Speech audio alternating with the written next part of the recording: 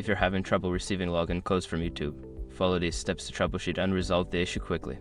Step 1. Check your phone number. Ensure that the phone number linked to your YouTube account is correct. Go to your account settings and verify that the number is up to date.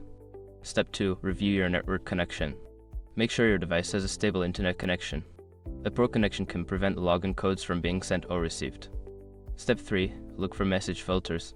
Check if your messages are being filtered or blocked. Look in your spam or junk folder for any missed messages containing the login code. Step 4. Resend the code. If you haven't received the code, try requesting it again. Click on the option to resend the code and wait for a few moments. Step 5. Contact YouTube support. If you still do not receive the login code, reach out to YouTube support for assistance. They can help troubleshoot your account and resolve the issue. By following these steps, you should be able to receive your login codes from YouTube without any further problems.